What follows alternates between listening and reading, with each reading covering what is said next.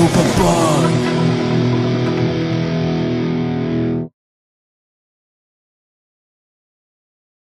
Welcome back everyone to another ghoulish NRG, and here we are with Ghosts and Goblins, the remake on the Amstrad Plus and GX4000 platforms.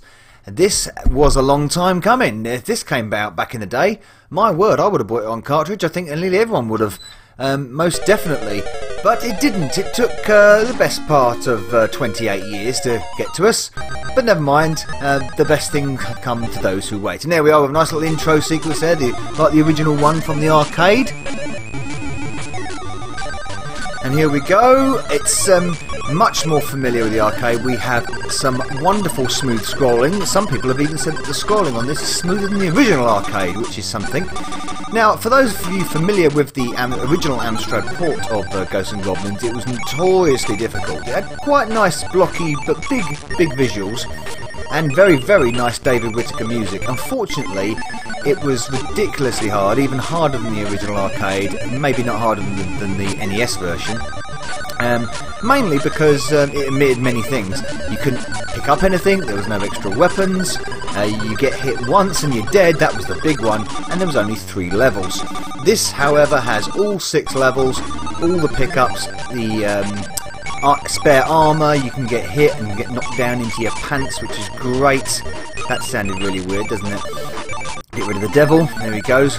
And yeah, it's been completely redone from the ground up scratch, and it's very, very familiar to the arcade in the way it plays and moves and looks and of course sounds now. The wonderful rendition of the Ghosts and Goblins theme done by Targan, and the code was done by Xifos.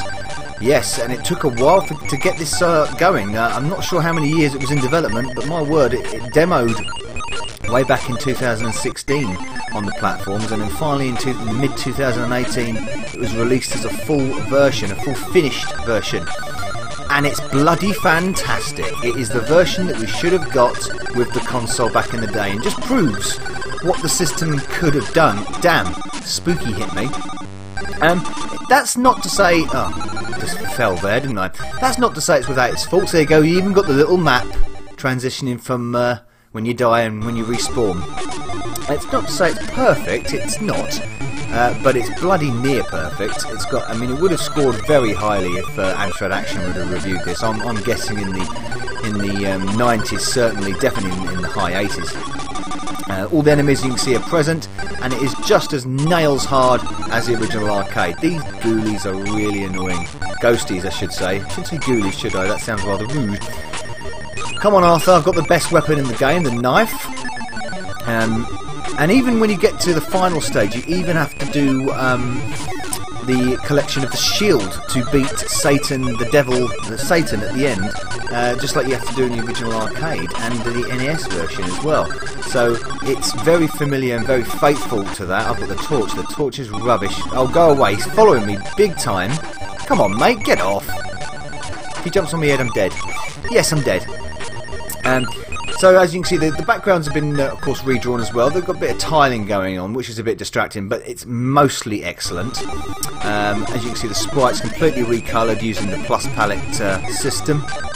Arthur, the main sprite, looks fantastic in this. The animation is wonderful on him as well. I would say that the zombies and a few other of the beasties, they've got a few frames of animation missing. Obviously, that's to fit the entire game in. Take the key for coming in. Even that happens at the end. Wonderful. With Arthur holding his hands up. Fantastic stuff. I love it. It's just like playing the arcade. It's wonderful, this version. This is still hard as nails.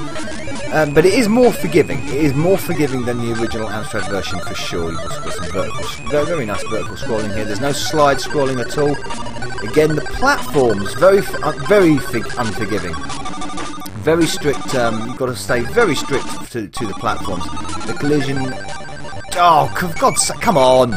Right to the end and bang, and then take the leap of faith. Same situation, just run away from the little ghouly devils things, the imps, sprites, and jump, and there we go. Much easier done than the original version, of course. I've got this terrible weapon though. Oh, so frustrating. But anyway, as you can see, this scrolling is amazing, isn't it? Absolutely amazing. What other things don't I like about this? It's very difficult to pin it down. I would like it when you get hit there, when you get killed and into a pile of bones. I would have liked a little. I'd like the music to stop there, and just the little death sort of jingle. That would have been a nice touch to put in. And like I said, some of the enemy sprites, especially the zombies, they seem to be missing a few frames of animation, and they pop up very, very quickly within like 2-3 frames. Whereas in the original version, at least when the zombies came up, that was a terrible jump, wasn't it? At least when the original version, when the zombies came up, you saw them and you had time to react. So in that aspect, it does make it a little tougher. But once you get used to playing it with scrolling again, because you weren't familiar with that on the original Amstrad, it does feel and play rather good. The responsiveness is excellent, absolutely really good. And the music, like I said, excellent stuff, with a few sound effects chucked in for good measure. This sequence is actually a little bit easier. And the guy, there you go, the big troll guys, they actually spit down like they used to in the original as well, the original arcade, should I say. Again, that was another thing that was omitted from... damn, he spat in my face. Nasty guy. Again, that was something that was omitted from the original Amstrad CPC version. Get up there, out of his way. Yes. Come on. Let's run, Arthur, in your nappy.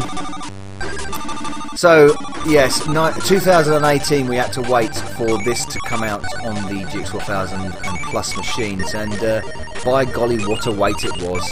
I remember seeing screenshots for this whilst it was in development, and it looked absolutely fantastic. I played the demo back in 2016, and to be honest, I was a little worried of where it was going to go. I mean, it looked really, really good. The sound wasn't quite perfected at that point. There were a few glitches here and there. So I hoped it was going to be finalised, and yeah, it was finalised, and we ended up with this rather wonderful game. It would be just fantastic if someone came up with some like mock box art as well for a pseudo cartridge release, or even produced it as a cartridge release. That would be even better. But yes, Ghosts N Goblins on the GX4000 and the Plus machines is the game that we should have got back in the day. And not only that, without using the obviously the plush advantages, the original CPC could have done the original game a lot better as well. It could have added scrolling if programmed correctly. You know, the one thing it did have going for it was, it was really easily playable, even though it was terribly hard. It was very playable, and it had that amazing David Whittaker music to score to it as well. That's one thing I do miss for it. It would have been nice to sort of like pay homage to Mr. Whittaker's score, and maybe plonk it somewhere in the game, maybe in the intro screen, maybe, because the intro screen doesn't have any music, which is unfortunate. It would have been nice to sort of add that original music there in the title screen, just as a little homage to the original game. Here we're coming up to the second end of level boss. See if I can cut this guy off. The two, what are they called? They get all these, the unicorns. That's it. That's what they're called. The unicorns. The two unicorns this time. No, I think that's me done, isn't it? Yes, that's game over. So, I thought I would have got to level 3 to show you that. But anyway, Ghosts N Goblins on the Amstrad GX4000 and Plus machines. An amazing, fantastic remake. Thank you, Xifos. Thank you, Targan, for taking the time and the effort to make this. It brings a smile to any Amstrad fan's face. Cheers. Novabug. Out.